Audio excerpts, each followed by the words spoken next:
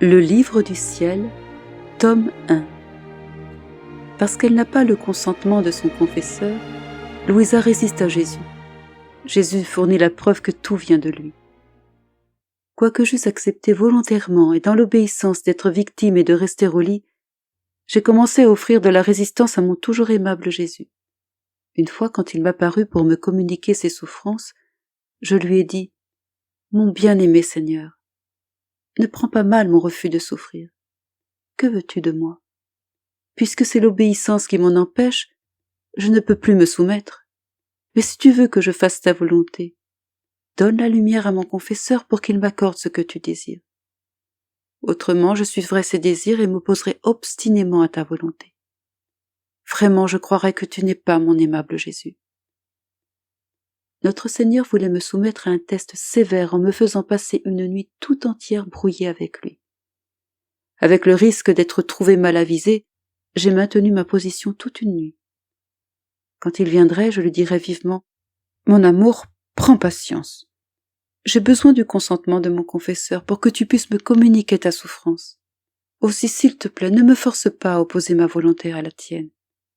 Sans le consentement de ma volonté qui ne pliera pas sans le consentement de mon confesseur, tu peux néanmoins me réduire à l'anéantissement et me communiquer toutes tes peines, tes chagrins et tes souffrances. » Dans cet état de souffrance où je me trouvais, je croyais que notre Seigneur avait donné la preuve qu'il avait gagnée. Mais ce n'était pas ainsi, car en un instant, quand je fus libéré de toute souffrance, mon bien-aimé Jésus m'attira à lui d'une manière qui me fit hésiter. En conséquence, je ne pus offrir aucune résistance. Je me suis trouvé lié à lui si fortement que peu importe comment j'essayais de m'opposer à lui, il était impossible pour moi de me dégager. Puisque je ne suis rien, il aurait été inutile pour moi de résister ou d'essayer de triompher dans une bataille avec lui, lui qui est omnipotent et qui est la force des forts.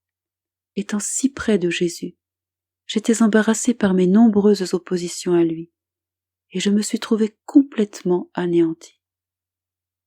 Aussi, dans la honte, je lui ai dit « Pardonne-moi, saint époux, de t'avoir offert de la résistance. Ceci n'aurait pas été si l'obéissance ne m'avait pas forcé. » Et Jésus très tendrement me dit « Enfant bien-aimé de mon amour, n'aie pas peur que je sois offensé. Je ne suis pas offensé par le geste de ton confesseur qui t'a donné cette directive. Il exerce son ministère avec délicatesse et conscience, et il doit se servir de moyens et d'artifices pour s'acquitter de sa responsabilité morale face aux mauvais et aux bons. Retrouve ta paix. Évite toujours abandonner à moi. Viens à moi. Aujourd'hui, c'est le premier jour de l'année. C'était vraiment le jour de l'an. Viens, je veux te donner un cadeau. » Il vint à moi, me serra sur lui, et pressant ses lèvres contre les miennes, il versa en moi un liquide, beaucoup plus doux que le lait, et m'embrassant encore et encore affectueusement, il prit un anneau de son cœur en disant « Admire et contemple bien cet anneau que j'ai préparé pour toi, pour notre mariage, puisque je te marierai dans la foi. Pour le présent, je t'ordonne de continuer de vivre dans cet état de victime et de dire à ton confesseur que c'est mon désir que tu continues de vivre dans cet état de souffrance. Et comme signe que c'est bien moi qui parle, sache que la guerre qui est un arrêt entre l'Italie et l'Afrique continuera jusqu'au moment où il te donnera la permission de vivre dans l'état de victime. À ce moment, je ferai cesser la guerre pour qu'ils aient la paix des deux côtés. » Puis Jésus disparut. Je me suis alors senti comme si j'étais habillé d'un habit de souffrance qui pénétrait jusqu'à la moelle de mes os, tellement je me sentais incapable de me réanimer moi-même de cet état mortel, sans l'intervention du confesseur. Dans ma douleur, je pensais à ce que j'allais lui dire quand il me trouverait dans cet état de souffrance majeure contre ses ordres. Que pouvais-je faire? Il n'était certainement pas en mon pouvoir de me réanimer moi-même. Le liquide laiteux que Jésus m'avait versé produisait en moi tant d'amour pour lui, que malgré la douleur, je languissais d'amour. Cette douceur et cette satiété que je ressentais me forcèrent à prendre un peu de la nourriture offerte par ma famille après que le confesseur m'eut réanimé. mais cette nourriture refusa absolument de descendre dans mon estomac. Il fut nécessaire que mon confesseur me l'impose au nom de l'obéissance pour que je l'avale. Cependant, je fus immédiatement forcé de le rendre avec un peu du doux liquide versé en moi par Jésus. En le faisant, j'ai senti Jésus à l'intérieur de moi qui, avec humour, me dit « Ce que j'avais versé en toi n'était pas assez? N'étais-tu pas satisfaite ?» Très embarrassée et remplie de honte, je lui dis « Que veux-tu de moi, ô Jésus?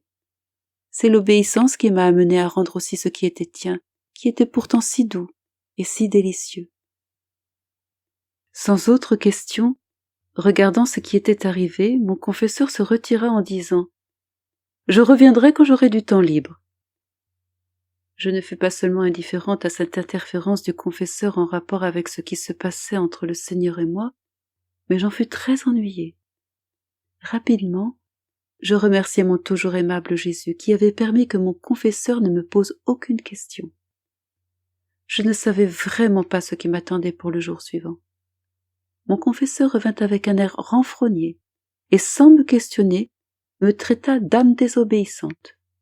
Et il ajouta « Le fait que tu sois tombé dans une faiblesse mortelle m'amène à croire que ce qui t'arrive est une pure maladie et non pas le fruit d'une intervention surnaturelle. Si cela était de Dieu, il ne t'aurait certainement pas laissé me désobéir, parce qu'il veut de toi l'obéissance et ne veut rien qui ne soit fait sans cette belle vertu. Aussi, plutôt que d'appeler ton confesseur, désormais tu appelleras les médecins qui, par leur science, te libéreront de ta maladie nerveuse. » Quand il eut fini de me rabrouer, je me suis obligée à lui dire ce qui était arrivé, et tout ce que le Seigneur m'avait demandé de lui dire. En m'entendant, il changea d'idée et m'assura qu'il ne doutait pas de ce que j'avais dit regardant Jésus, parce que les paroles à propos de la guerre entre l'Italie et l'Afrique étaient véridiques. Il ajouta à propos de la prétendue paix « Si elle arrive sous peu, conséquemment au fait que tu seras redevenu victime, alors je ne pourrai plus douter. Si d'un autre côté c'était dû à d'autres causes, nous allons attendre et nous verrons. » Ainsi, il consentit à ce que je réponde au désir exprimé par mon bon Jésus.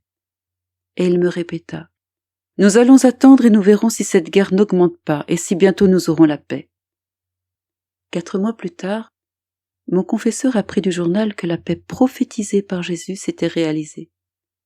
Quand il me vit, il dit « Sans victime d'un côté comme de l'autre, la guerre qui sévissait entre l'Italie et l'Afrique s'est terminée. Il y a maintenant la paix entre les deux. » Parce que ce fait avait été prophétisé et qu'il s'était réalisé, mon confesseur devint convaincu de l'action de la divinité dans ce qui m'arrivait. Et il me laissa seule et en paix, chose qu'on ne peut obtenir si on résiste à Dieu.